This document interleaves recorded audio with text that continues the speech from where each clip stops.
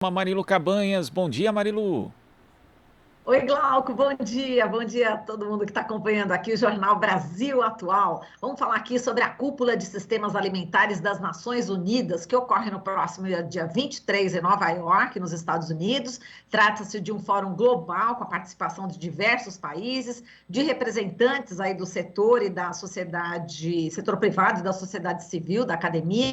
Nesse fórum, a proposta é encontrar uma resposta ao aumento da insegurança alimentar e nutricional nos últimos anos, para além da crise econômica, desigualdades e a pandemia da Covid-19. O Instituto de Defesa do Consumidor, IDEC, não vai participar desse evento devido a um posicionamento crítico. É sobre isso que a gente vai falar agora com a Ana Paula Bortoleto, doutora em Nutrição e Saúde Pública e consultora técnica do Instituto Brasileiro de Defesa do Consumidor, o IDEC. Oi, Ana Paula, prazer enorme de recebê-la. Bom dia.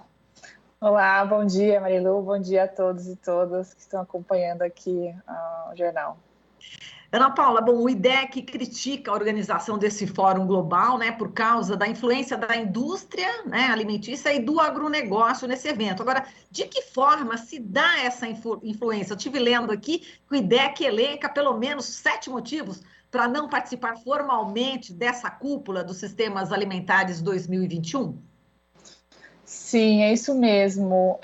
Nós identificamos na própria organização do evento e das atividades que antecederam que predomina a participação de representantes do setor privado, de representantes do agronegócio e a participação de atores legítimos, sociedade civil, como a população indígena, agricultores familiares. Até mesmo a participação de consumidores, ela foi bem mais restrita. Então, a gente observou que teve esse desequilíbrio aí na participação dos envolvidos diretamente com a organização da cúpula. E, além disso, a própria presidente, né, da cúpula é uma pessoa que está ligada diretamente à Revolução Verde na África, ou seja, ligada a agenda, defendendo a agenda do agronegócio. Então, nos preocupou muito essa organização e os atores envolvidos. Exato, e as grandes indústrias alimentícias, o agronegócio, eles trazem uma série de malefícios à saúde da população e do meio ambiente, ao contrário aí dos pequenos produtores que influenciam aí positivamente, né, Ana Paula, nos sistemas alimentares. Sim, isso mesmo. Esses atores, obviamente, defendem os seus interesses comerciais e espaços internacionais como esse acabam tendo uma influência muito poderosa em como vão ser decididas, quais vão ser as prioridades, quais vão ser as políticas que vão ser defendidas por um espaço internacional. Mas, na verdade, são esses atores que costumam atrapalhar ou atrasar o avanço de políticas públicas que apoiem a agricultura familiar, que apoiem a produção de orgânicos, ou mesmo que restringam o acesso a ultraprocessados, que são as medidas que a gente precisa para proteger a saúde e o meio ambiente. Exato, ultraprocessados e também commodities não alimentam nada bem a população brasileira, né? Não alimenta, commodities não alimenta, né? Agora, ultraprocessados parece, né? Olha, tem a propaganda na televisão, aquela coisa toda, aquela ilusão, mas de fato não alimenta, né, Ana Paula? Não mesmo, Marilu. Ultraprocessados são aqueles produtos da indústria que tem pouquíssimo alimento de verdade e muitas substâncias, corantes, outros aditivos que fazem com que o consumidor veja aquilo como atraente, mas na verdade não alimentam nada. Pelo contrário, eles provocam doenças crônicas como obesidade, diabetes, doenças do coração, e também trazem impactos negativos para o meio ambiente, porque eles estão associados à produção de commodities, né? Inclusive, a gente mostrou numa pesquisa recente do IDEC como também tem agrotóxicos em ultraprocessados, conectando aí essas duas pontas que muitas vezes ficam separadas na visão geral sobre o que é o sistema alimentar, mas essa produção de commodities e ultraprocessados, ela está intimamente relacionada. Agora, essa influência, né, tão grande da indústria alimentícia, do agronegócio, inclusive dentro, né, de um evento como esse internacional tão importante para o mundo inteiro, você acha que a indústria alimentícia acaba tendo mais poder que os próprios governos, Ana Paula?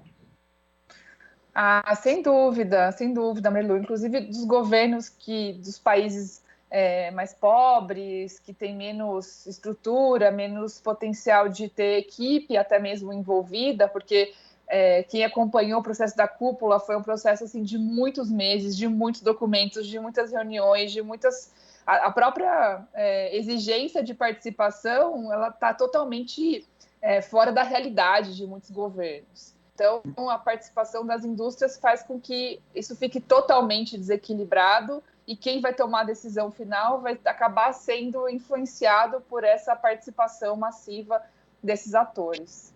Certo, e o prejuízo é da população, porque a gente está falando aqui de políticas públicas, né? Mas aí ditadas pelo setor privado.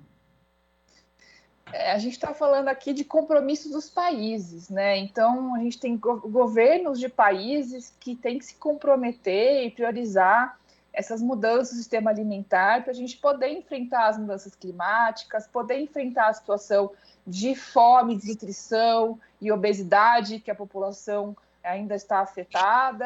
E quando a gente vai olhar quais vão ser as prioridades que esses governos vão tomar, elas vão ser influenciadas por esse setor, né? Então, obviamente que uma política, por exemplo, necessária de apoio e estrutura, tecnologia para a agricultura familiar, ela não está sendo privilegiada.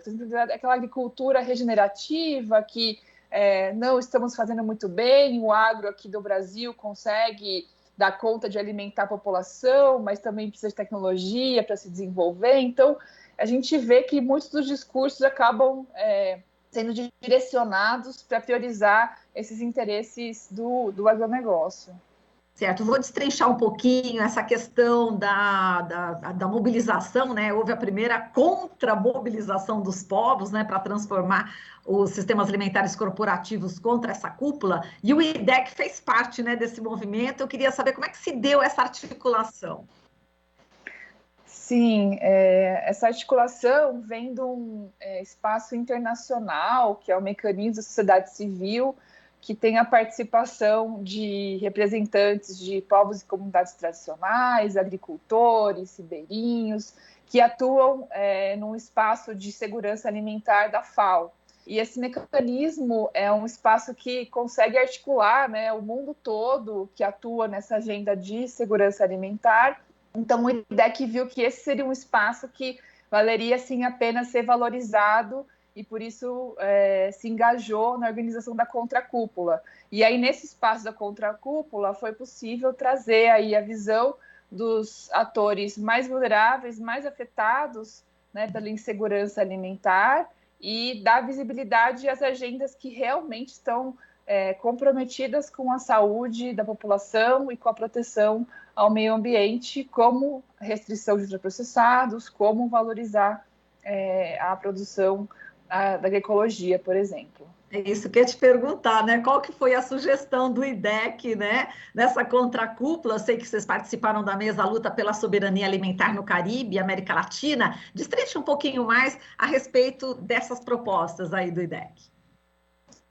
Sim, a gente entende que para a gente garantir que um sistema alimentar, tanto no Brasil quanto na América Latina, seja de fato saudável e sustentável, ele precisa ser um sistema que, primeiro, proteja a produção de alimentos de uma forma que valorize a agroecologia, que valorize a produção de alimentos sem veneno e que permita o acesso, né, desses atores ao mercado consumidor.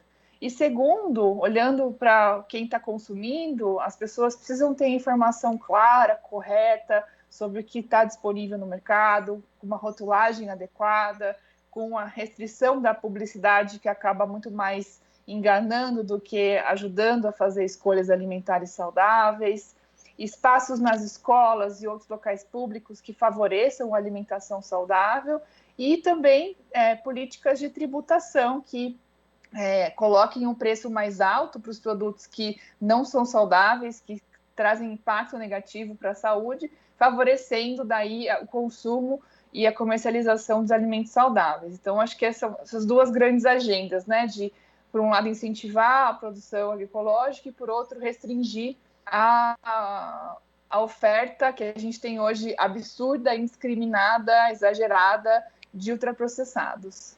Exato, você tocou num ponto importante também em relação a impostos, né? Porque quase o agronegócio, enfim, o consumo de agrotóxicos acaba não pagando quase imposto, né, Ana Paula? Exatamente, é uma distorção muito absurda, né? Os agrotóxicos não pagarem impostos e as bebidas açucaradas também terem isenção fiscal.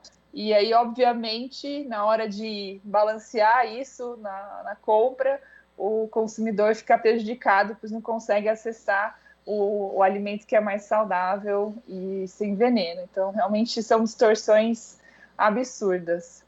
Exato. E Ana Paula, eu vou ler aqui alguns dados, né, da Rede Brasileira de Pesquisa em Soberania e Segurança Alimentar e Nutricional. O Brasil foi vice-líder mundial na exportação de commodities agrícolas, né, em 2020. Nesse mesmo ano, existiam mais de 116 milhões de pessoas em segurança alimentar, ou seja, com acesso parcial à comida ou nenhum acesso, né, à alimentação. Desse total, 19 milhões de brasileiras e brasileiros estão passando fome. Se vangloriar aí de exportações com esses dados assim tão trágicos, né, sobre as necessidades alimentares da população brasileira, é a maior prova de que a produção de commodities não alimenta o povo, Ana Paula? Sim, com certeza é uma grande prova a gente olhar aí números recordes de exportações e produção, né, de commodities, enquanto a gente está vendo esses índices da fome, insegurança alimentar aumentarem de uma velocidade, né, muito rápida. Então, acho que é uma grande prova de que não é esse modelo que garante aí essa exportação, que valoriza a produção de uma pequena quantidade, né, de alimentos, que afeta até a própria biodiversidade, que afeta, né, a valorização da cultura alimentar, dos alimentos regionais, em detrimento a ter esse espaço para produção em larga escala, monocultura, com uma grande devastação aí dos solos, dos reservatórios de água. Então, realmente, a gente está vendo que não vale a pena, né? Essa conta não fecha positivamente para a saúde nem para o meio ambiente. Exato, e também a questão dos direitos humanos que envolvem também toda essa cadeia de produção da agricultura familiar, né, dos trabalhadores rurais sem terra, das populações indígenas, quilombolas. Existe aí conflitos enormes, falando em relação a direitos humanos, né, Ana Paula? Ah, sem dúvida, muitas violações aos direitos humanos, desrespeitando, né, o espaço, o direito à terra, território de povos e comunidades tradicionais, de violações de não garantirem o acesso à alimentação adequada e saudável para essas populações, e as populações mais vulneráveis em qualquer canto do Brasil, né, nas cidades também, que a gente tem visto aí aumentarem ainda mais a sua situação de insegurança alimentar e a necessidade de ações emergenciais e ações estruturais que possam reverter esse quadro, esse desastre aí dos direitos humanos que a gente está sofrendo aqui no Brasil. Fala um pouco sobre o desmonte aí de políticas públicas, né, do próprio Sistema Nacional de Segurança Alimentar aqui no Brasil, né? Enfim, a gente está numa situação como nunca a gente viu, né, Ana Paula?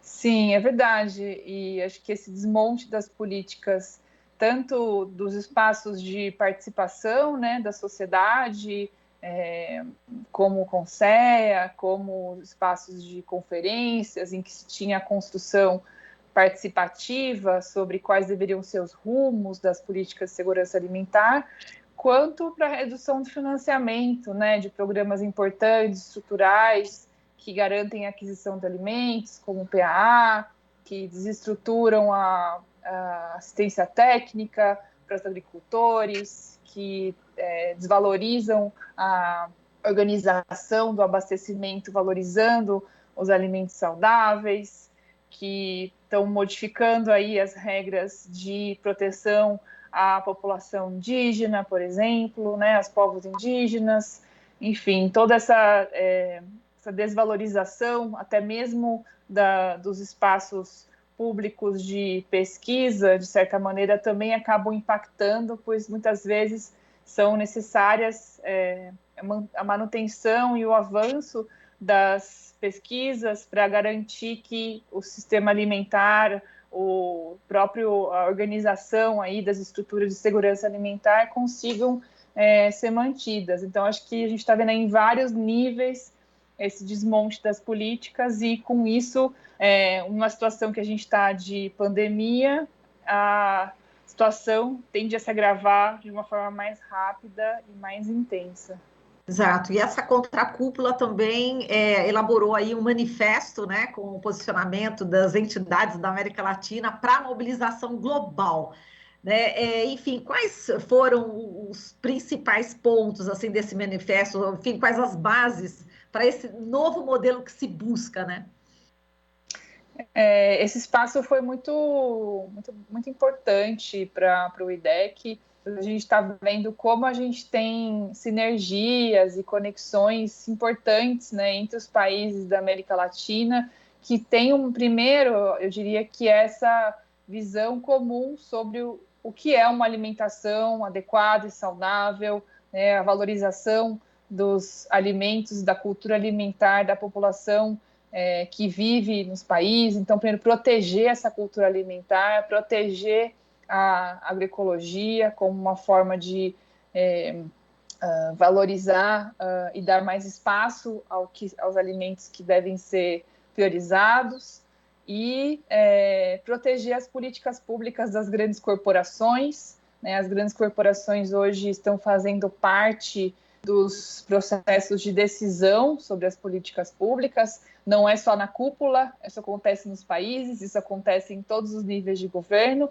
Então, esse envolvimento direto das grandes corporações, seja de ultraprocessado, seja do agronegócio, está modificando e colocando como prioridade as políticas que favorecem os interesses. Então, a gente está vendo isso acontecer no Brasil, a gente vê isso acontecer em vários outros países. Então, acho que identificar como prevenir e excluir a participação desses atores nos processos de decisão das políticas públicas é um ponto fundamental que a contracúpula questiona e coloca como central para que a gente consiga construir políticas que sejam livres de conflitos de interesses, né? Não é o que a gente está vendo no espaço oficial da cúpula.